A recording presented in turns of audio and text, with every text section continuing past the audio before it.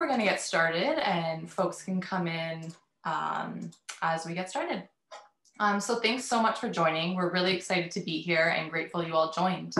My name is Jessie Whattam and I'm the coordinator of the Trade Justice Network, which is a network of environmental, civil society, student, labor, and social justice organizations that have come together over the last about decade to challenge the scope and secret negotiating process of free trade agreements and the wider neoliberal trade regime. Before we get into it, Stuart Trew from the CCPA is going to go over some housekeeping and the process for the rest of the webinar and how the Q&A will go. Thanks, Jessie, and hi everyone. I hope we're coming in loud and clear. I'm Stuart at the CCPI. I direct the Trade and Investment Research Project there, looking at, well, obviously trade and investment. We're very excited to have you here. I'm going to be more or less kind of doing the back end stuff for this call. So letting people in, taking questions, which you can put into the chat at any point. We'll be drawing from those after the speakers present to ask speakers. I just ask you to please keep yourself muted throughout the entirety of the presentation. This is not a normal Zoom webinar. This is kind of a Zoom meeting that we're hacking into a webinar. So please keep yourself muted if you can. And if you find the sound or the vision's not going well, you can also take your probably it's a good idea to keep your camera off as well. So I'll just leave it at that. If you have any questions, put them in the chat and we'll get this started. Great, thanks, Stu. Okay, so before I introduce our amazing panel of speakers, I'm just gonna briefly give us the context of why we've all gathered here today. So we're here today to hear from global experts about the South African and Indian joint proposal to temporarily waive certain WTO intellectual property rights to help all countries respond to the COVID-19 emergency, and Canada's disappointing opposition to the idea. So the past year, we've all been living through the COVID-19 crisis, which in turn has caused a global economic crisis. And of course, that's not been felt equally. The most marginalized communities and the poorest countries have been the hardest hit. And as the effort to fight the pandemic goes on, the inequity continues. So over the past month, as vaccines have been rolled out, not only have a few corporations seen astonishing profits, but 4.2 billion doses have gone to 16% of the world's population, while only 2.5 billion doses have gone to the remaining 84% of the population. So as the pandemic has unfolded, one of the challenges has been intellectual property rights that are acting as a barrier to the possibility of scaling up the manufacturing and supply of life-saving COVID-19 medical tools across the world. Pharmaceutical corporations and other manufacturers of products that are needed to address COVID-19 have not shown any willingness to take a different approach to ensure the necessary global access. And then in October of 2020, South Africa and India made a joint proposal to temporarily waive certain WTO intellectual property rights to help all countries respond. Unfortunately, some WTO members, Canada, the US, Australia, the EU, Japan, and others opposed this proposal. The pandemic is global and the effort needs to be global, but the failure to change course is going to cost millions of lives. It's going to cost our collective public health, and it will also cost economically, and the ripple effects go on and on. So from our perspective, Canada cannot stand in the way of everyone getting access to the vaccine and other medical tools. And today we are lucky enough to have an amazing panel of speakers who are going to take us through this context, what the WTO waiver is, Canada's position on it, and the global efforts to fight the waiver. I'm going to briefly introduce the speakers, who please feel free to add more about yourself. You all do a lot, so it was really hard to fit it in. And how it's going to go is each speaker is going to talk for about 10 minutes on their respective topics. So the waiver, Canada's response, and global mobilization efforts. And then we're going to do a couple of rounds of questions. So folks who are here, please feel free to put any questions you have in the chat. And then we'll try to get to as many as we can, recognizing we're going to wrap up around 1:30. So our speakers, our first speaker will be Mr. Mustaqeem Gama, and Mr. de Gama is currently a counselor with the South African Mission in Geneva and is accredited to the WTO and the United Nations. He previously worked at the Department of Trade and Industry in South Africa and headed the Legal International Trade and Investment Directorate. He is among those who have been leading the campaign for the waiver at the WTO. To speak on Canada's position on the waiver, we have Professor Gavin Ferdell. Professor Gavin Ferdell is the Canada Research Chair in International Development Studies at St. Mary's University and a member of the advisory board of the Canadian Fair Trade Network.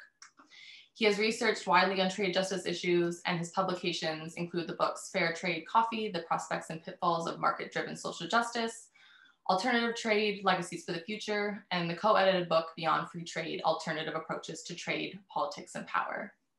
And then last but definitely not least is to speak on global mobilization and a lot more is Sangeeta Shashikant, who is a legal advisor to the Third World Network International Secretariat and the coordinator of the Development and Intellectual Property Program at the Third World Network.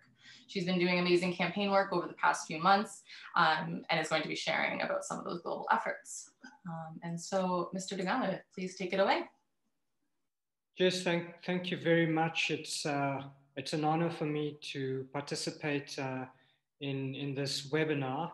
And I just wanted to send out greetings and salutations to everyone that made the time and the effort to participate to discuss this very, very important issue. And I think rightly said in your introduction and the context, this is a request which was brought by India and South Africa.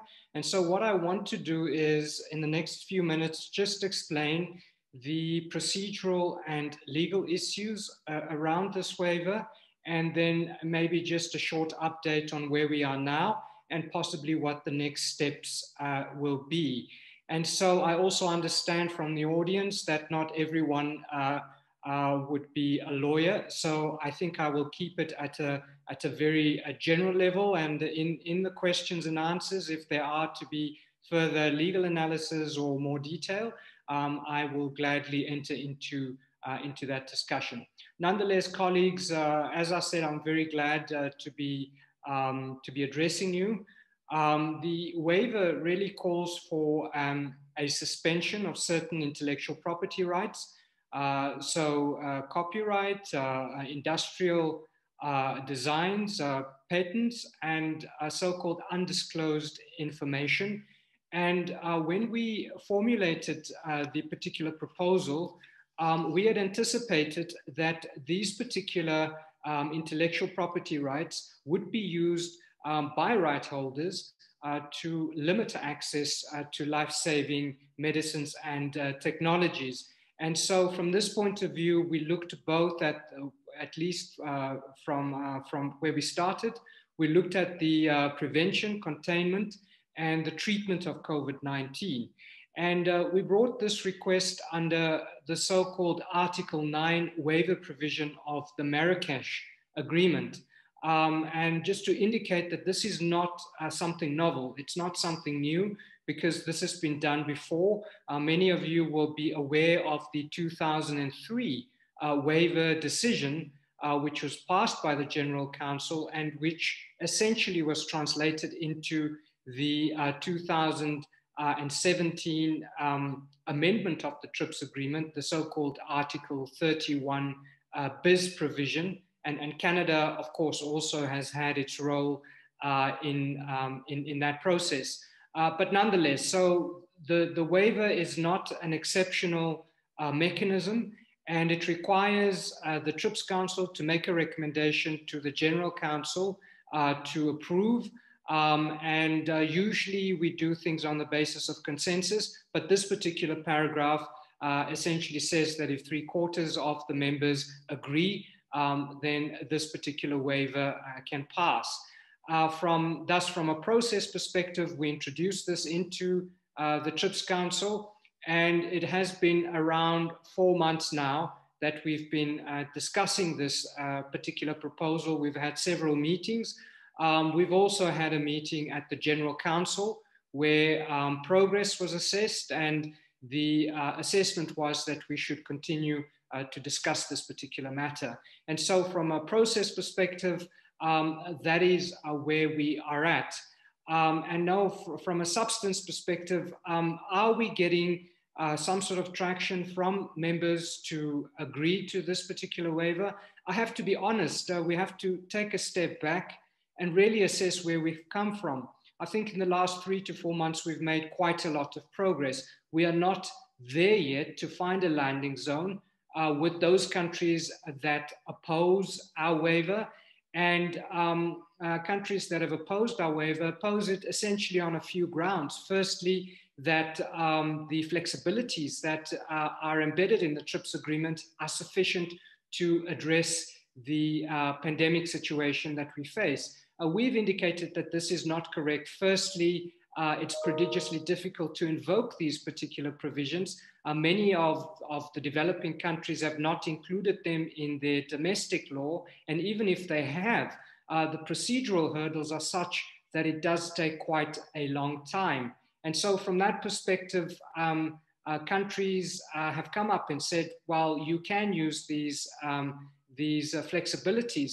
But this is also counterintuitive because jurisdictions such as the United States and the European Union have usually issued punitive measures against countries that have invoked these flexibilities. And so given the global pandemic, it would not be possible for any one country to act alone. And we've seen this from the vaccine nationalism. We've seen this now from the restrictive measures that have been implemented.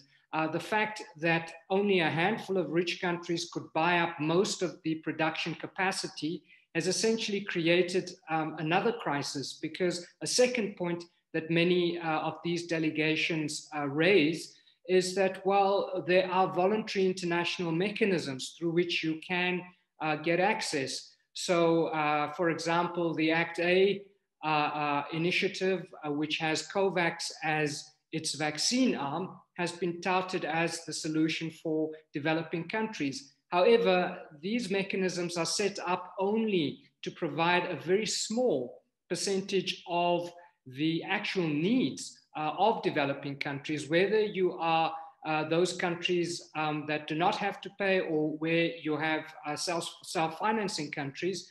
It doesn't matter. It covers less than 20% of what countries need. For the rest, these countries have to essentially hustle on the open market.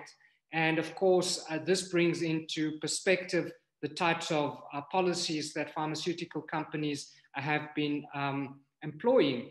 This also means that if we really look at the timeframes and we consider the implications, that for as long as these countries do not have access to vaccines to try and vaccinate the whole population, they would have to maintain restrictive measures, social distancing. Their economies would remain closed. And a bigger concern at this moment is also the socio-economic impact that these lockdown measures have essentially created, with many of our members now looking at international debt defaults and the like. But I think in recent weeks, a much bigger problem has arisen, and this has been the mutation of various strains of the virus, which now seemingly impact the efficacy of vaccines that have been developed. And so it puts us in a scenario where even those countries that have bought these vaccines and vaccinated their citizens may still be at risk. And so this is another case where we need to ensure equitable and timely access, which means that no one is really safe until everyone has been vaccinated, and we have essentially interrupted the transmission of the virus and interrupted the cycle of mutation. Colleagues, a last basis on which countries have been opposing this waiver has been that voluntary licensing agreements entered into by pharmaceutical companies are sufficient to allow the scaling up of production. But we've seen a lot of evidence, and now we are seeing at least the first public record of litigation on underlying technology. But what we've seen is that these licensing agreements are restrictive, coming from South Africa. One of our companies has a licensing agreement with Johnson & Johnson, and less than 9% of what they produce can actually be distributed to South Africa. So very much these companies are in the driving seat. A last point that I really just wanted to make here is that the waiver proposal really calls for action that will benefit all of us.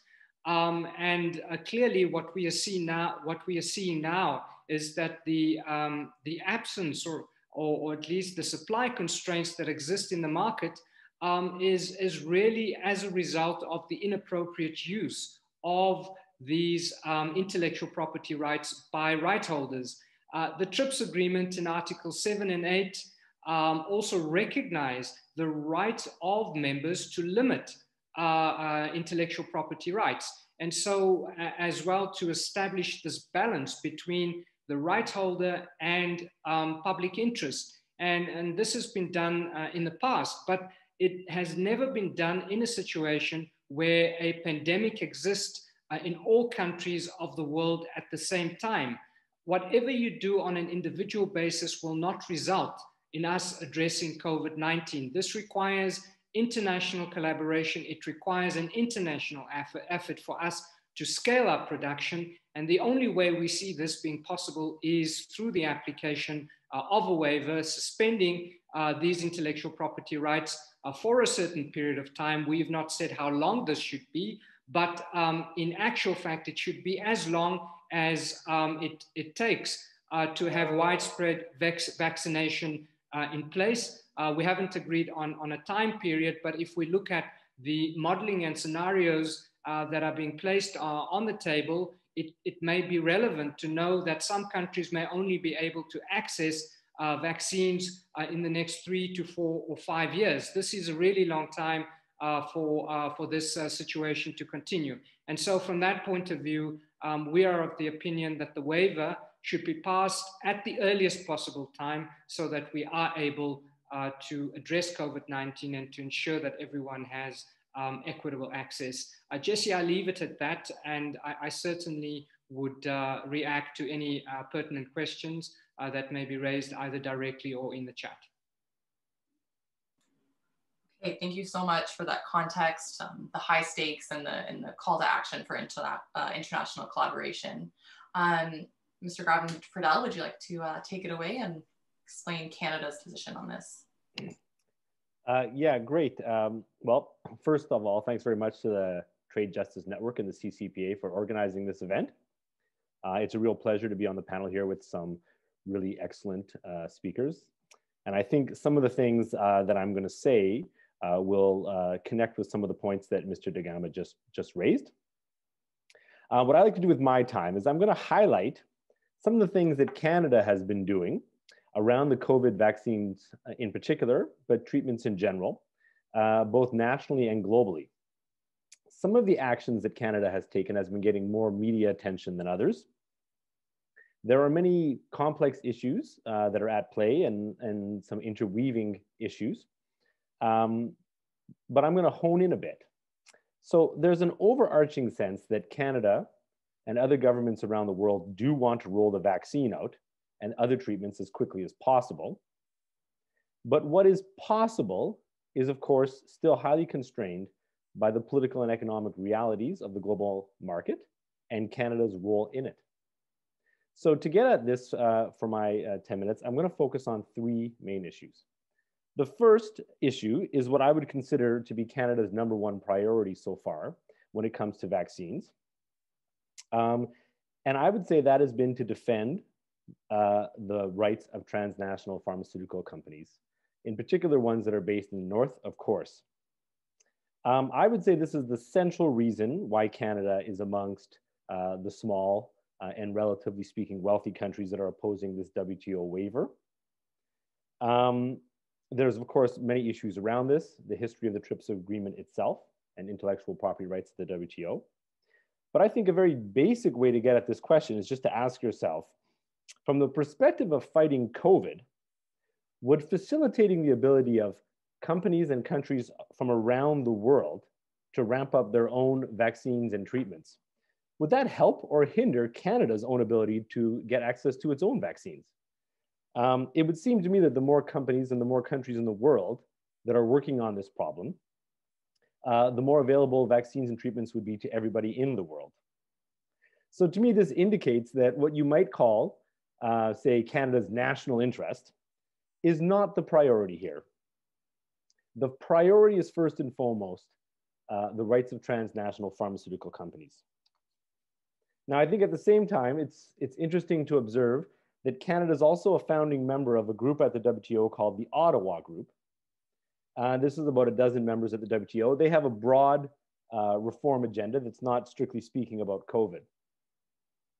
But in response to COVID, in June this year, or June in 2020, sorry, the group did call for new sort of commitment to free trade for medical goods. And they called on countries to remove any trade restrictive measures they've already imposed as a result of COVID.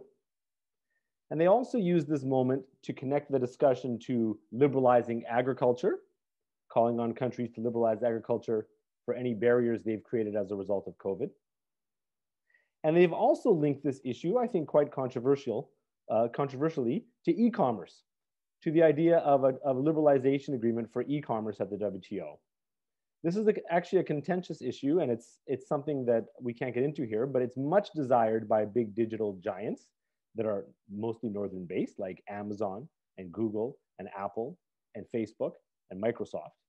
But there are countries that have actually resisted the idea of liberalization of e-commerce and in favor of a model that would allow for more flexibilities and more protections for their own domestic industries, so that the emerging and growing digital economy doesn't become dominated by a handful of wealthy countries. And in fact, India and South Africa have been amongst the countries that have also been demanding a different approach to e-commerce, one that doesn't leave it under the, let's say, oligopolistic control of digital companies.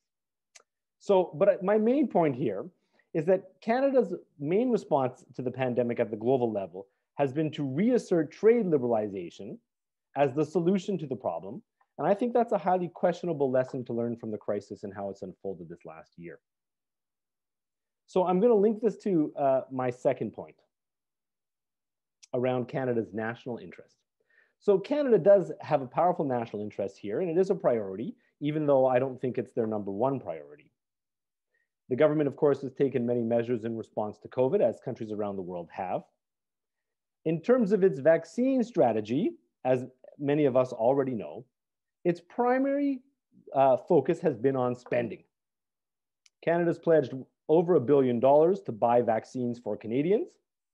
As Oxfam recently reported, it's one of a small group of rich nations representing 13% of the global population that have bought 52% of the promised vaccines already.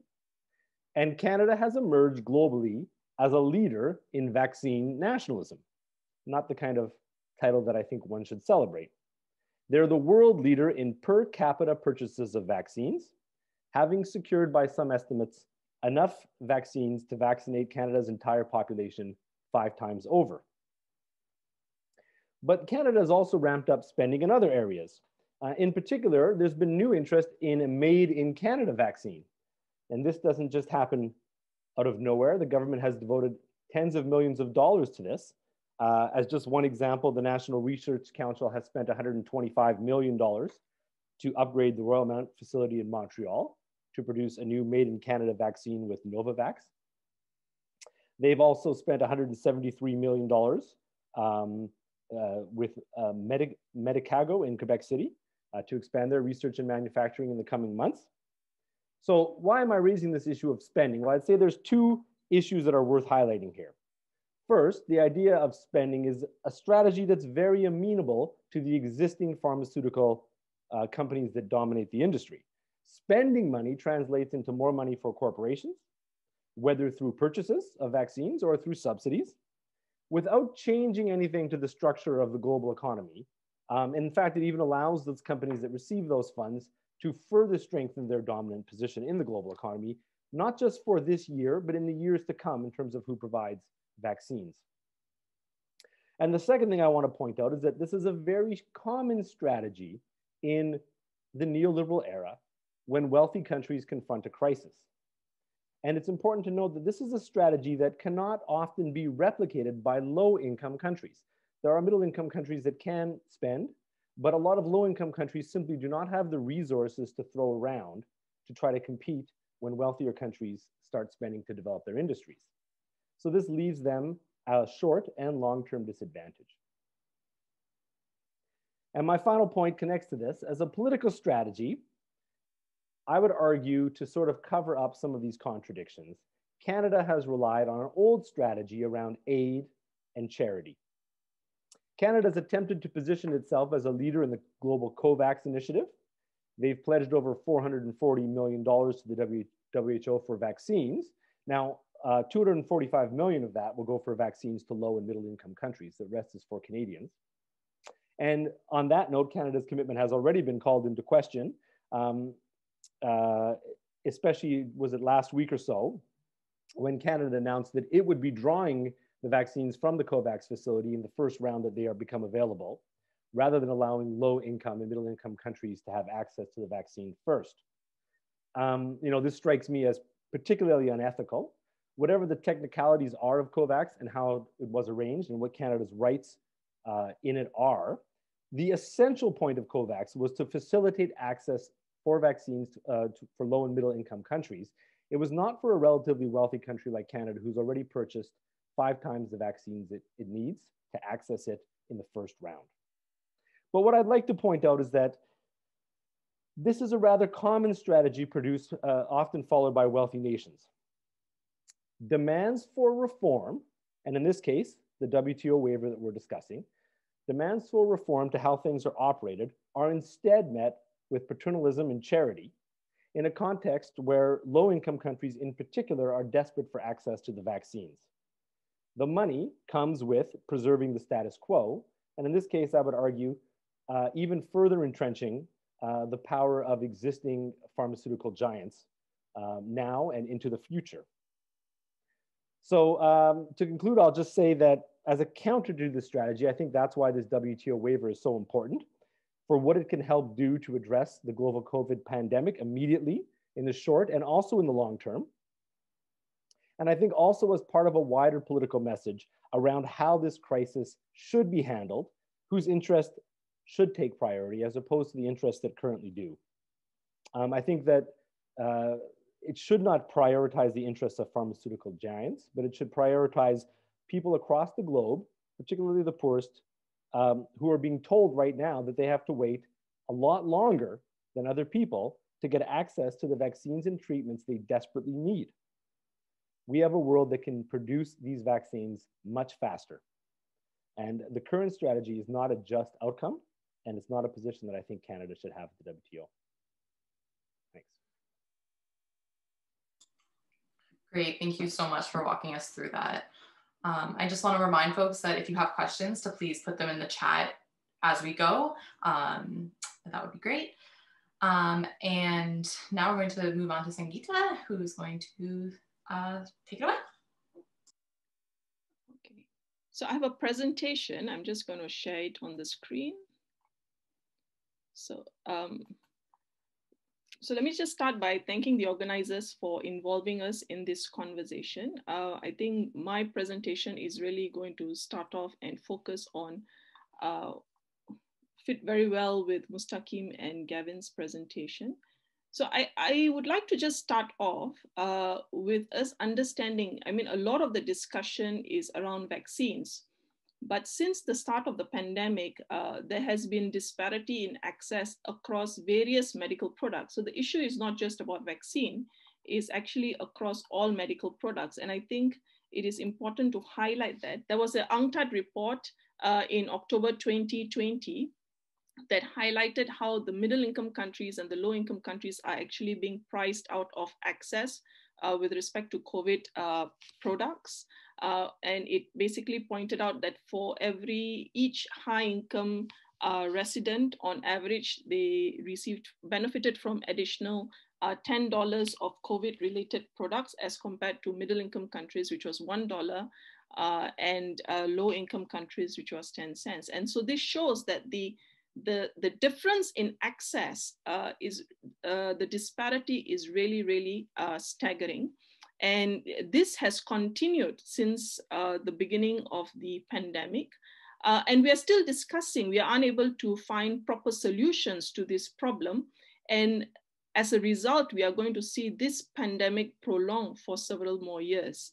And I think this is the unfortunate situation we are in currently. Just to give you some data, if you look at COVID testing, testing is, I would say, the backbone to really controlling this pandemic. But if you look at testing capacity that exists in the developed countries, it's about 600,000 for every 1 million population where tests are being conducted, as opposed to about 110,000 in developing countries and about 15,000 in least developed countries. So the disparity in access, in even doing basic testing, is massive.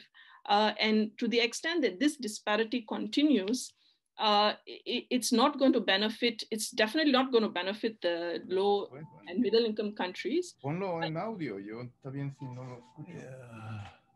But it's also a challenge for the developed as well to bring the pandemic under control. So I think Gavin referred to this Oxfam study, which showed that for vaccines, just 13% of the world population had already booked 51% of the vaccines. This was sometime, I think, late last year. And they said that the 2/3 of the population will not have vaccine until 2022. But I think the latest reports, you'll see they're saying that many countries are not going to have, full populations are not going to be vaccinated until 2023, 2024, and 2025. And this is going to be a challenge. So this is just some more data, which shows that high income countries, they represent about 16% of the world population, have booked about 4.2 billion doses as compared to the rest of the world, which has about 2.5 billion doses of this is for vaccine. I'm sure there is more updated data on the at the link I have provided. And in January, actually, the WHO Director General has come out quite strongly about this inequitable access. And I think we have to realize, and he has pointed this out, that this approach, the current business as usual approach that the developed countries and including Canada is taking is very self-defeating. As we do see now, we are firstly dealing with a very novel virus, which has got effects that we are all just beginning to learn.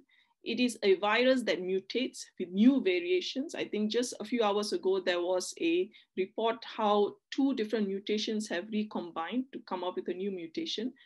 And I think the challenge ahead of us is that to the extent that we don't bring it under control sooner and continue waiting with current positions, it's a very self-defeating situation, because we're going to have large parts of the world population that are unprotected, and this virus will be circulating and coming up with new mutations. So it's going to be a challenge to bring it under control. And as has been pointed out as well, it is not just about equity, it's just basic common sense. It's about how we need to, there is a huge social economic fallout as a result of what the current situation that we are in, the different lockdowns that each country has to put in place, the different restrictions that are in place. I think there have been some data that say there have been, it's really coming at a cost of $1 trillion to the world economy, several $1 trillion to the world economy. So I think this is just to point out. So Canada keeps raising as part of its counter to the waiver proposal. We have contributed a lot of money to the ACTA, the WHO mechanism, the ACTA accelerator, and the COVAX facility, which is the mechanism set up to deliver vaccines. But this COVAX facility itself is actually struggling to get access to vaccines to actually roll it out in a timely manner. This was highlighted by the DG of WHO. I think, but importantly, it is only aiming to deliver 2 billion doses by the end of 2021. So what it is planning to roll out in a lot of the countries, it's so inadequate to actually bring the pandemic under control. So to the extent that we are all relying on COVAX to deliver vaccines to low and middle income countries, it's not going to do sufficient to actually bring the pandemic under control. And these are the issues that have to be pointed out. He has also pointed the need for massive scale up in production and saying that, manufacturers should share their technology and data. And herein lies the problem, is that when we look at the different medical products, there are different intellectual properties that are attached to it, trade secrets, patents, be it test kits, mask. Last year, the governor of Kentucky in US came out and told 3M, which is the main producer of N95 masks, to release their patents so that others can manufacture, and there are hundreds of patents around it. Then you have vaccines as well, from the development right up to, from the development, the manufacturing, the needles, the syringes, there could be intellectual property issues related to it. Ventilators as well, there are different intellectual property issues. A very famous case is where the ventilator valves were in shortage in Italy, and the local engineers had to do 3D printing of it to actually supply the local hospitals. And there are a lot of other IP issues that would arise when you do 3D printing as well. So just to point that out. And even when we look at therapeutics, there are some promising therapeutics, priority therapeutics for dealing with COVID-19. There are many patents that are actually filed or granted in several jurisdictions around the world. For instance, molnupiravir, they're supposed to be quite promising. There are patents filed in 28 jurisdictions. Tocilizumab, which is supposed to be quite promising, there are patents filed and granted in 30 jurisdictions. If you're interested, you can take a look at this. Even for vaccines, if you look at the latest technology, mRNA, the platform technologies, there are hundreds and hundreds of patents that are surrounding a lot of these technologies with multiple patent holders. So this is the issue we are looking at with respect to the TRIPS waiver. So the idea is that we should not, with the TRIPS waiver, we should try and address these problems across the board in all the countries so that this does not hinder the scale up and manufacturing of needed medical products. And I think Gavin mentioned it's just common sense. If you want to have availability and affordability, we do need to scale up global manufacturing. We need more suppliers in the market. We need suppliers in every continent that can actually support the needs of each continent. So are there current tools in the intellectual property agreement of the TRIPS? Yes, there are, but they are inadequate, and we can discuss a bit on this. The whole compulsory licensing system in the TRIPS agreement is limited to patents, and it goes almost on, it's subject to your national law, depends on what is in your national law. You tend to face a lot of political pressure, and it's really a product by product, country by country, case by case basis. So it's not suitable to address the kind of global need and global collaboration that we need. Much has been said about voluntary licensing. Just to say that actually some countries have tried to get voluntary licensing, I think including Canada, and a lot of the manufacturers out there are not willing to give these licenses because this is voluntary. You're just dependent on the goodwill of the company and say, we are willing to license, but this is not often the case. The few licenses we have seen are restrictive, they are secretive, they are just going along on the basis that, whatever has worked in the past, business as usual strategy will work, although we are in a global pandemic. WHO had set up a COVID-19 technology access pool about a year ago, and to date, no company has endorsed it. In fact, the pharmaceutical companies have refused to participate in this voluntary scheme. So just to say that these current tools are insufficient, hence the need for additional tool in the form of a TRIPS waiver. In terms of the state of play, the TRIPS waiver has gotten really global international support from civil society, international organizations, UNAIDS, UNITAID, WHO, human rights experts, support of majority developing countries, including China. It's been opposed by several developed countries, US, UK, Canada, EU, Switzerland, Australia, Japan, Norway, and Brazil. Some countries are in the middle. Some countries, the position is not very clear. I just wanted to point out that the several questions have come up in the discussions, and of course, Mustaqeem would know this better than me, and the co-sponsors have actually put this and documented this, and you'll find it in one of the documents. It's available on our website. Canada, Australia, Chile, Mexico raised 8 questions, very specific questions, and the co-sponsors have also responded to this in much detail, and you can take a look at it. There has been also a document that has been put out on the website that has been submitted that give examples of different IP issues and barriers in COVID-19 pandemic. So that is something you could also take a look at.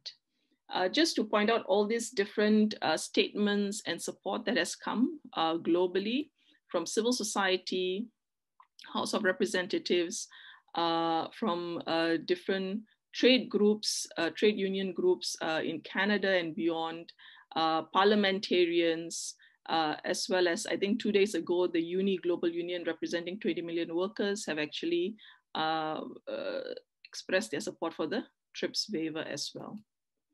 Avas had done a petition globally, which they submitted to the WTO with 900,000 individuals around the world that have signed the petition in support of the TRIPS waiver. And 2 days ago, there was a civil society letter signed by 200 over civil society organizations from the South to world leaders in those that are opposing countries, including Canada. And there was a Twitter campaign to highlight and bring attention to the fact that these countries are opposing and their positions are actually jeopardizing public health globally. There have been a lot of op-eds, there have been several Twitter storms. There are many different organizations that are involved and very much supportive in moving this TRIPS waiver forward. So just to point out, there's some materials on MSF's website as well as our website, all the different op-ed statements that we could find. We have tried to upload it on our website. And all the submissions that I mentioned, if you have time, please do take a look at it. I think you'll find a lot of arguments. A lot of these issues Canada has raised in their statements, in the formal, informal TRIPS Council meetings, the counterpoints raised by the co-sponsors. You will find that on our website as well. Thank you very much.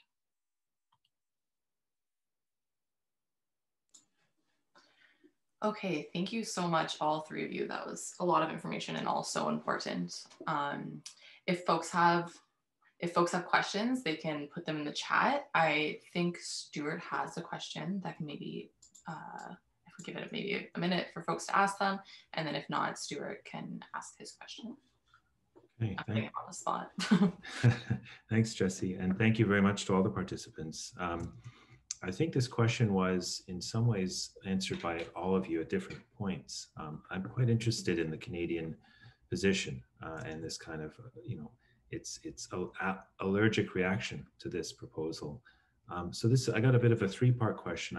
It's open for anybody. I wonder if Mustaqeem could take a crack at it first. Before I ask though, in case people don't know where the chat is, in order to put the questions down, if it's right in the middle at the bottom of the screen, there's a little button called chat.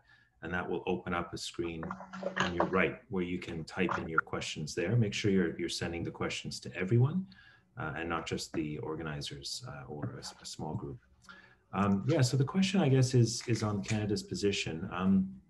It seems to be in some of the recent, internal WTO stuff we've seen, that it kind of hinges on this, they're continuing to insist that that member states raise specific instances of COVID-related cases where the TRIPS flexibilities have been tried and failed.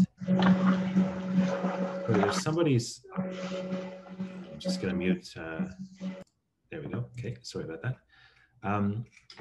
Yeah, so they're asking for specific instances, so they want detail. They want to know where have the TRIPS flexibilities not worked before, where have countries sought to use some of these flexibilities and been denied. And it seems to be this kind of insistence on the past versus what might be achieved with a waiver, right? If we kind of made it green-lighted some of these measures.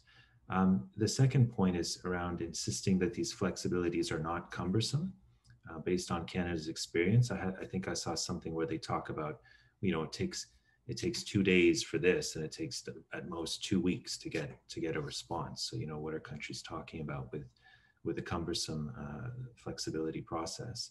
And I guess 3, with respect to, they're saying the conversation at the WTO should be about unused capacity and getting these facilities that aren't currently running at capacity or at all, getting them up and running and producing stuff, rather than, you know, this conversation about waivers.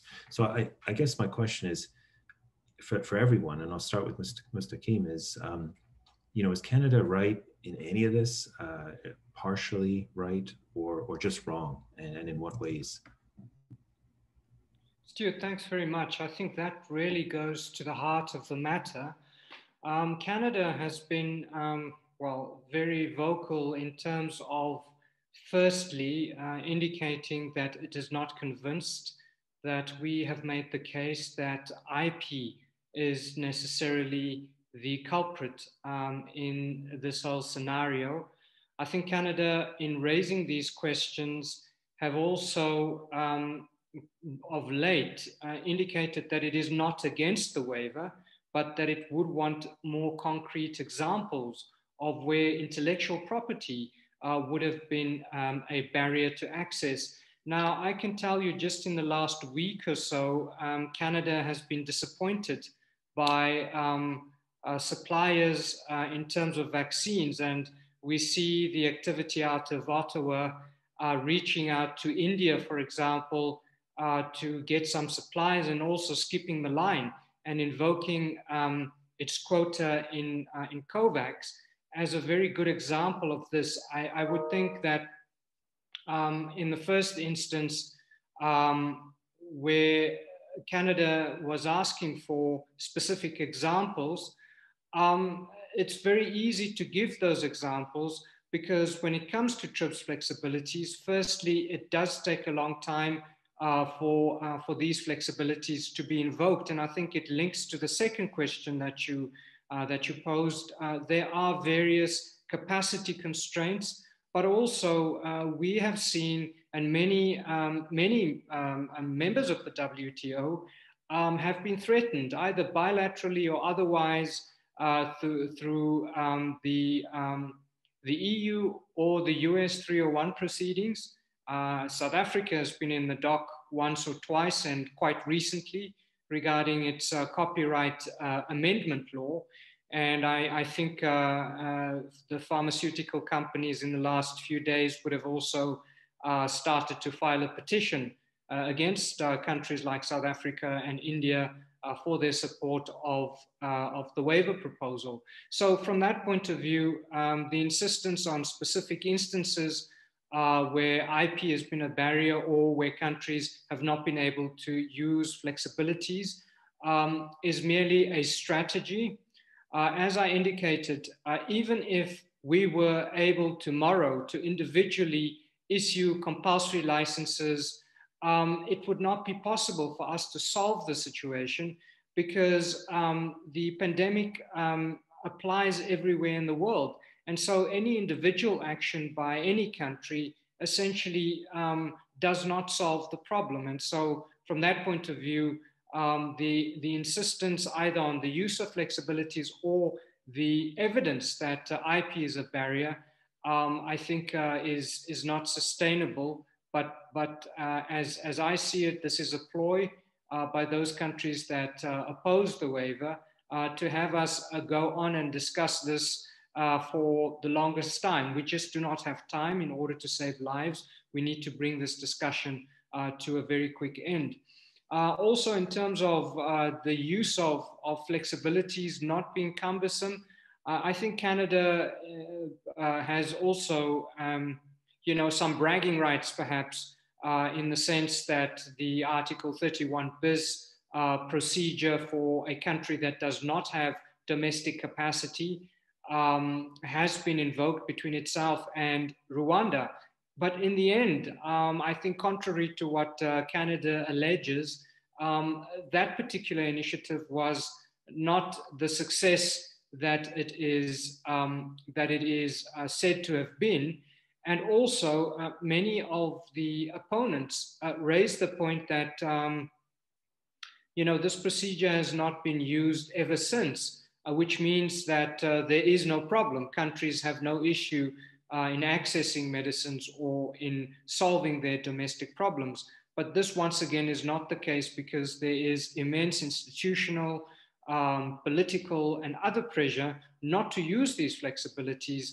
And then, of course, the strategies of pharmaceutical companies further add to these particular woes with patent tickets and all of that applicable in these jurisdictions. So just, you know, on the last question about capacity, perhaps the nuance here is that initially these countries said, well, the right holders, the originators are able to produce, just give it some time.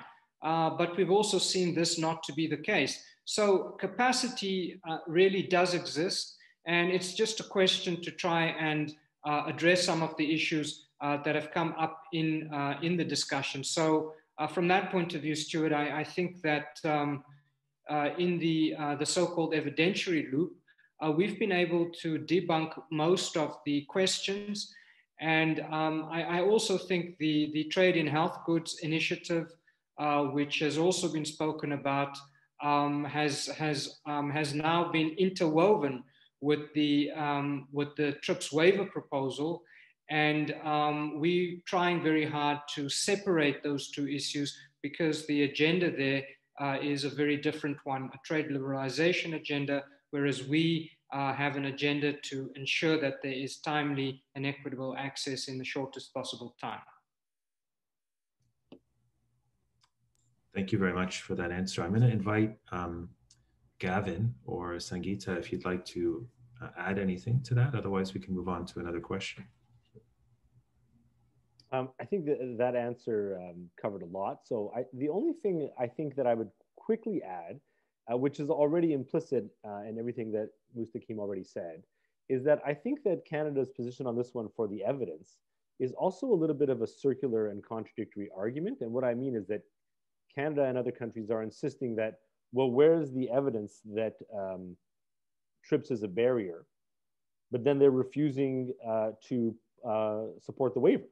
And I think that you could argue, well, if Canada is saying that TRIPS is not a barrier to ramping up vaccines and treatments on a global scale, then there's no reason for them not to support the waiver. They could support the waiver and no one will use it. So I think there is a bit of trying to have your cake and eat it too. And I think that this argument, as Mustaqeem suggested, is mostly a kind of delay strategy. You know, there's never enough evidence. But sometimes in moments of crisis, you have to act.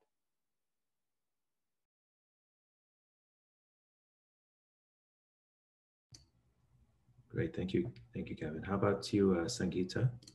Yeah, I don't have much to add. I think in terms of manufacturing capacity, I think the point to also note is that in many countries, there are vaccine manufacturers that are engaged in vaccine production, maybe not of COVID-19, but of other vaccines. Just to give you an example, like in India, there are about more than 20 vaccine manufacturers. If you look at WHO's pre-qualification system, out of the 154 vaccine manufacturers, more than 70 are from developing countries. So there is capacity, vaccine manufacturing capacity in developing countries. I think recently the PM of Canada actually went to India and was asking India for vaccines, right? So they're opposing this waiver proposal. Canada is saying there is no vaccine manufacturing capacity, but when they had to face supply issues, they went to a developing country to get access to vaccines. So I think what we need currently is really to lift any kind of barrier around technology, around access to data, patents, trade secret. And if we were to share it, you know, we are in a global crisis situation, and we do need to have that sharing of information. And had this step been taken many months ago, we would be in a much better situation in terms of supply. To the extent countries themselves that are in need of the supply are actually hindering you know, the whole process of manufacturers entering the market, being able to supply, means that we are going to be facing the same problem in the coming years as well. So if we all were to take this step currently and say, we are going to share that information, share that technology, remove any kind of intellectual property barrier, wherever there is manufacturing capacity, we are going to engage these manufacturers and not displace necessary existing vaccine manufacturing, for existing needed vaccines, but to scale up wherever it is possible. We will be in a much better place globally, including developed countries, in the next 6 to 8 months. So I think there is already that delay that has happened. This issue has been discussed, and I think it's been raised for almost a year now, at least 8 to 9 months. Although the waiver proposal came in October, the whole issue of the need to share technology to address IP barriers has been discussed for a long time. But we have not moved forward in terms of that discussion. So I think we do need there needs to be more ambition in trying to take steps to increase the supply problem, and in that context, the waiver is very much needed.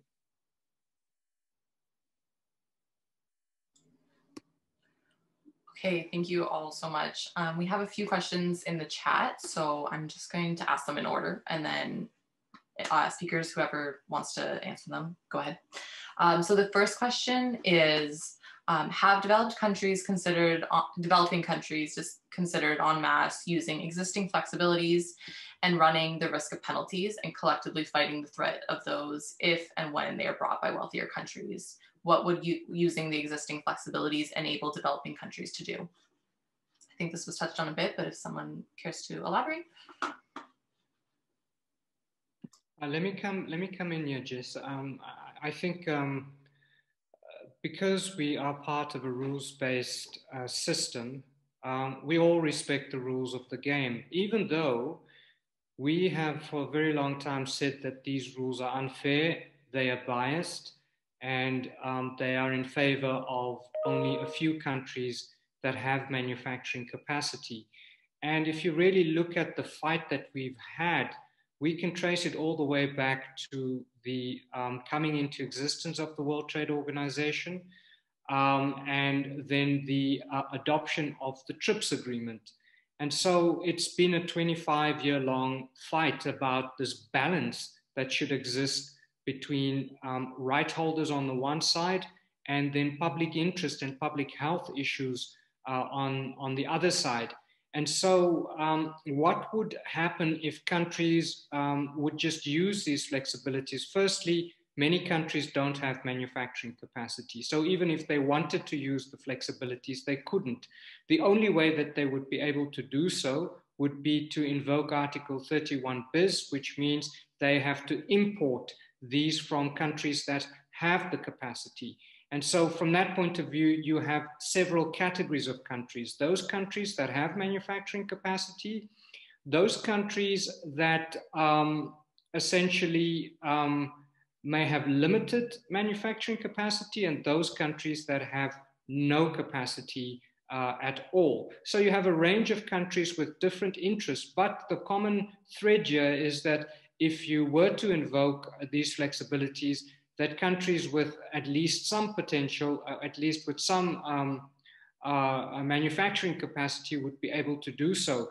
The problem that one faces is that you have various IP barriers that would disallow countries that even have that manufacturing capacity to produce under these conditions. Firstly, because they may have to comply with certain intellectual property rights that exist. And it is not as if a country can issue a blanket compulsory license or otherwise. You would have to do it country by country, product by product, process by process. Many of us have the experience that this can take up to 4 or 5 years, even though the TRIPS agreement does provide for so-called fast-track emergency situations where you don't have to comply with certain requirements. But over and above that, even if it were possible to use these flexibilities, what we have faced during the pandemic has been the issue of supply shortages. There's only a few suppliers in the world that can actually do this. Now, if we really link to the long-term objectives that Gavin spoke about, we now see a lot of issues around so-called strategic vulnerability being put on the table. The EU has now taken steps to reshore and to recapacitate production capacity in the EU. And I think the same has started to happen in the last days of the Trump administration, where this has been a theme. And I think going forward, many countries are now realizing that if you have a pandemic and you have the normal supply systems break down, what do? So from that perspective, maybe a long-winded answer, that even if you wanted to use the TRIPS flexibilities as they are now, you would not be able to use them because they were never designed to deal with the global pandemic. They were at least designed to address issues of health which could be particular to a particular country or which could be regional, but it was never intended that they could apply in a global pandemic. And as we've seen, anyone that takes an individual step and thinks that that will safeguard them, I think is perhaps delusioned and not in touch with the realities as we see it on the ground. Thank you for that answer. Gavin or Sangeeta, did you want to answer that at all, add anything? No. Okay, I'm going to move to the next question. This one's specifically for Gavin.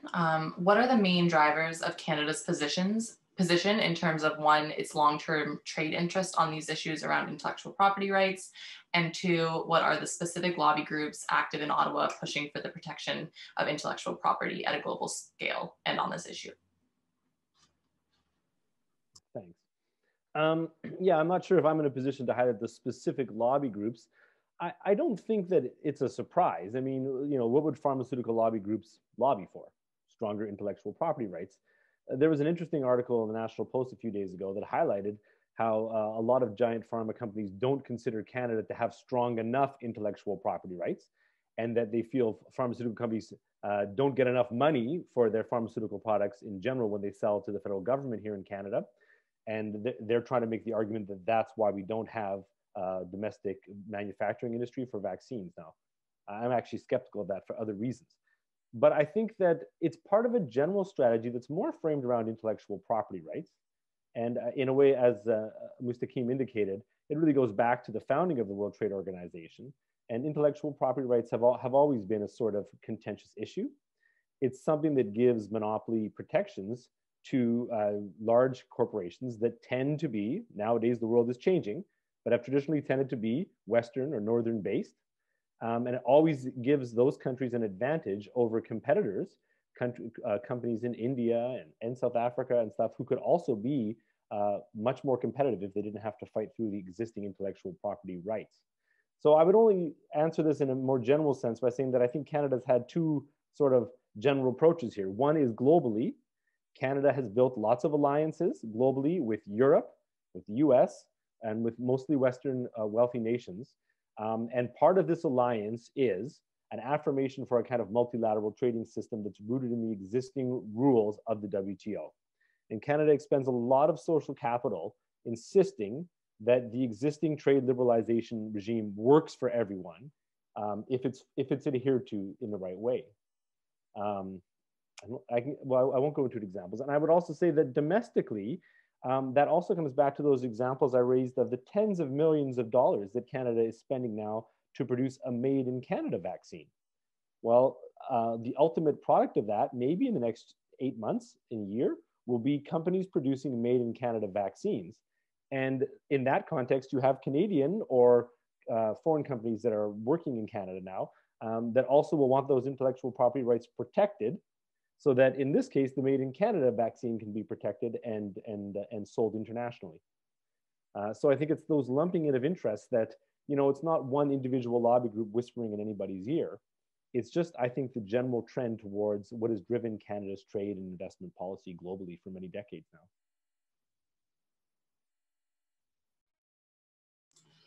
Thank you, Gavin. The next question, maybe Sangeeta can answer this one. For those who don't follow the inside game of the WTO process, what kind of outside political pressure do you think is ideal? And what do you think is the role of someone like the UNSG or other high-level key actors as someone who can raise the alarm around this issue and put pressure on key countries so parties can come to an understanding on this? Yeah, I think raising greater awareness around the need to address intellectual property barriers, raising awareness around the fact that what we are facing is a global pandemic, a global situation that really needs global collaboration, global solutions, and we do need to address the intellectual property issues so that the manufacturing can be scaled up. I think a lot of the discussion initially, but I think it continues, and Mustaqeem can clarify, is that many of the opposing countries are still questioning whether intellectual property is a barrier. And this is a typical argument that is always put forward by countries that do not want to take steps to address this challenge. So I think we have to raise these issues at the more international level. The Director General of WHO in the last, I think, 2 months has been a bit more vocal on this, talking about the need to scale up production. I think we heard more from him this year once even COVAX found itself in trouble in trying to secure access to these vaccines, where, you know, all the manufacturers were saying, you know, we are able to supply. Suddenly, every country was facing this challenge of access, and including COVAX facility as well. And so the DG of WHO itself has been raising this issue about the need to share technology and data and know-how, manufacturing know-how as well. So yes, if the UNSG were to also raise it and there were more international voices on this, I think that would really help the campaign, definitely. But also nationally in Canada as well, MPs raising it, questioning whether actually the position Canada is taking is actually in its self-interest. And I think often the interest around protecting IP is really protecting the interests of a few companies, rather than, because which companies are we talking about? Is these IP holders, Pfizer, AstraZeneca, Moderna, and maybe 1 or 2 Canadian companies. You know, we are really talking about the protecting the rights, intellectual property rights that are held by these few companies, rather than thinking about the bigger global interest that is at stake here. And I think that is the unfortunate situation that we're in currently. Yeah. Could I just come in here just to augment a bit? Thanks. I totally agree with Sangeeta. And maybe I want to link the question that was posed to Gavin with the type of strategy that could be effective. There's 2 things that we have to observe here. Firstly, there is a global shift, and there's another question regarding Chinese vaccines. So vaccine diplomacy is also at work here, but nonetheless, what we have seen now during maybe the last month or 2 has been that COVID-19 has become a campaign issue. It has become an issue where voters may decide to back a particular affiliation based on how a government has performed on public health issues. And so there's a lot of, I would say, embarrassing information coming out about the blunders, the strategies that certain governments have made. And so from that perspective, I think civil society, I know you guys are up for a national election in the near future. This certainly will become one of the issues. The other issue is that COVID-19 has also reinforced national security concerns, that governments would take certain steps in the interest of their national security, including looking at various options to manage the disease.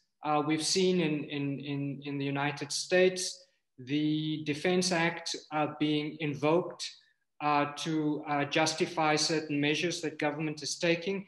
And I think very much every government in the world is now thinking about how it could safeguard itself And many governments are looking at local production of necessary medicines.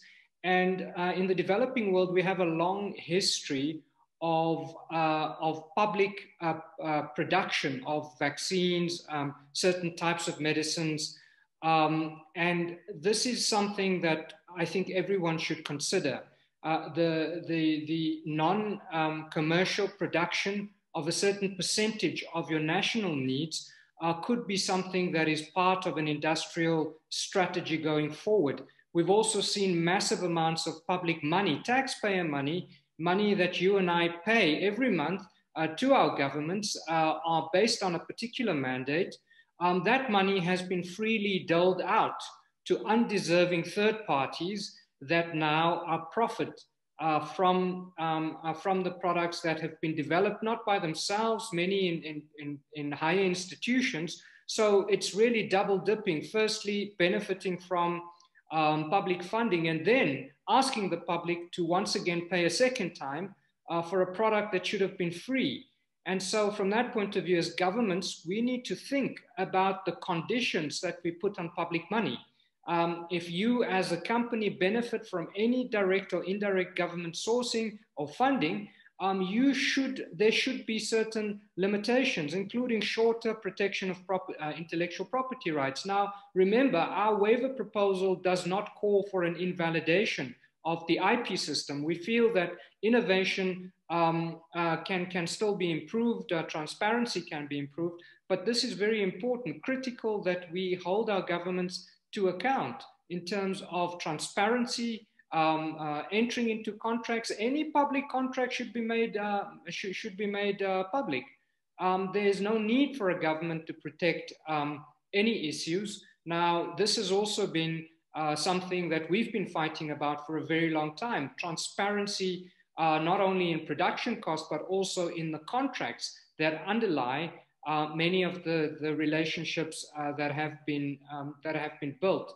And certainly, I think Canada's association with the global north is something to look at. But Canada is not unique in this regard. So if you're part of a rich man's club, I think solidarity will apply in this particular context. Thank you, Jess. Thank you. Gavin, did you want to add anything? Okay. And just to kind of build off that, the Trade Justice Network and the CCPA has been talking about what political pressure in Canada and public awareness can look like. And so as next steps from this webinar, we've been thinking about folks who are on this call, labor, different organizations of like the power that's actually on this call and the networks that we are in. And so if folks do want to stay like tuned into this and maybe following this webinar, we can develop an action plan together. We are thinking folks can drop their emails in this chat, or they can, if they're not comfortable doing that, email tradejusticenetwork@gmail.com your email, and then we can create some next steps from this. But there are two more questions. I just wanted to plug that. If Canada and other developed countries continue to block the waiver, can they be overruled by the majority of the WTO members? Maybe I can quickly take that question. The very short answer is yes. There is a possibility to go to a vote, provided that you have enough members that backs the proposal. So 3/4 of the members are required to back any vote. However, we know that the WTO operates on a consensus basis, which means that there may have been one or two instances where things would have gone to a vote, but I mean, on the biggest issues, to my recollection, there's never really been a vote. But nonetheless, I think this is another avenue that could be used to build pressure, because in the end, legally, members of the WTO are allowed to disagree, and when they disagree, there are modalities to allow them to gain outcomes. But nonetheless, we believe that there's enough common ground for us to get a consensus based outcome. So at this point in time, the use of that procedure under Article 9.3 is not seriously considered, but definitely a theoretical possibility.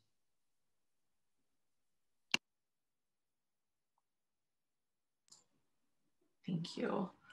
I think the last question is, what is China's vaccine capacity? Many Asian nations are buying Chinese vaccines from Sinopharm and Sinovac, for example.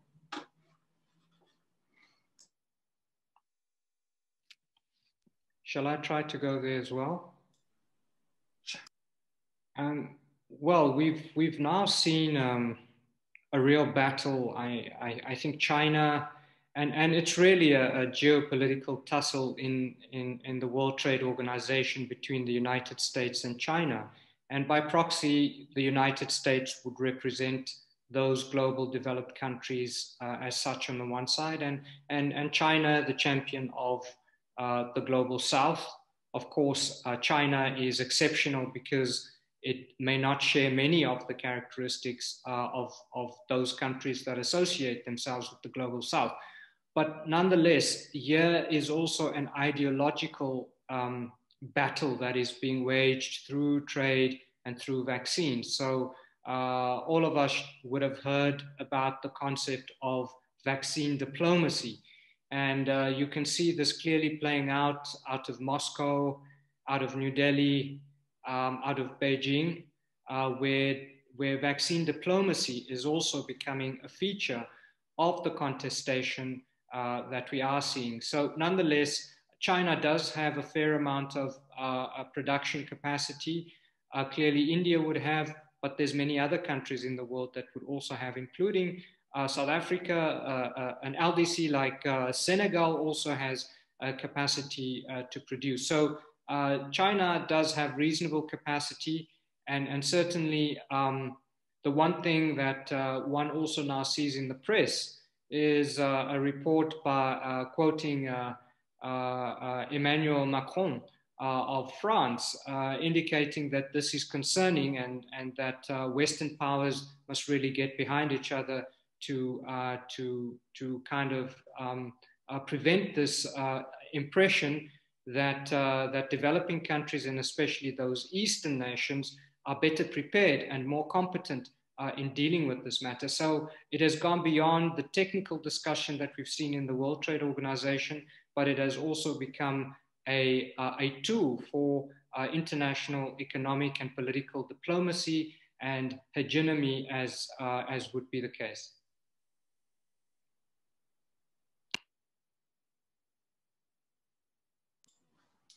Amazing, thank you. Do any speakers want to have any, do they have any last thoughts or final things they wanted to say? I could just say that, you know, we are very happy to collaborate and share information and to collaborate in any campaign that, you know, you're working on in Canada and to link you up with groups globally that are also looking into this issue. So yeah, we'll be very happy to do that, yeah. I just also will add in quickly, because we were talking about this being an election year, possibly. But when a group of us, almost say 100 of us or so, wrote a letter on this to the federal government, we got some responses from the NDP. So there was a member of parliament in the NDP who wrote a letter to the government of concern, and from the Green Party. So we've received letters from the Greens and from the NDP, and I think it was Blakey that raised it in question period and asked the Prime Minister about this issue. So I guess there is some traction. I don't know how you push beyond that. That's great. That's good to know. Okay, well, if no one has any last questions or comments, I just wanted to thank all of our speakers. That was really informative and a super important conversation and fuel for next steps. And thank you everyone for joining. And once again, if you want to be involved in further steps and planning around campaign work we can be doing collectively, please leave your emails in the chat or email tradejusticenetwork@gmail.com. And thanks again. Thanks, colleagues. Have a good day further. Thank you so much. Thanks very much, everybody. That was great.